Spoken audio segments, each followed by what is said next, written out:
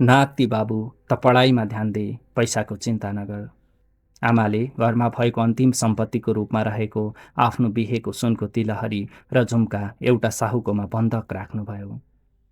यो कथा सुमितको हो, जसको सपना सहरको कुनै ठुलो अफिसमा बसेर काम गर्ने थियो। तर सुमितको घरको आर्थिक अवस्था त्यो सपनाभन्दा धेरै कमजोर थियो। सुमित काठमाडौँमा बसेर लोकसेवाको तयारी गरिरहेको छ। उसको कोठामा किताबै किताब छन्, तर उसको चामलको बोरा भने रित्तिन लागेको छ। ऊ दिनभरि लाइब्रेरीमा बस्छ र रातभरि एउटा मधुरो बत्तीमुनि आफ्नो भविष्य कोर्न खोज्छ।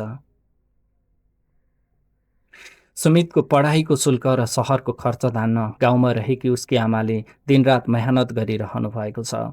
आमालाई थाहा थियो सुमितको यो अन्तिम मौका हो।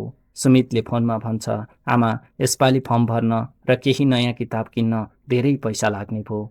म बरु काम खोज्छु कि? नाति बाबु त पढाइमा ध्यान दे, पैसाको चिन्ता नगर। आमाले घरमा भएको अन्तिम सम्पत्तिको रूपमा रहेको आफ्नो बिहेको सुनको तिलहरी र झुम्का एउटा साहुकोमा बन्धक राख्नुभयो। आमाले खाली घाँटी ऐना हेर्नुहुन्छ र आफ्नो आँसु पुस्दै मुस्कुराउनुहुन्छ, मेरो गहना त मेरो छोरो हो, यो सुनको के काम? महिनौको कडा मेहनतपछि नतिजा निस्कियो। सुमितले लोकसेवा उत्तीर्ण गर्यो। उसको नाम सिफारिस भयो। ऊ खुसीले पागल भएर गाउँ फर्कियो। उसले सोचेको थियो, अब आमालाई सुख दिन्छु।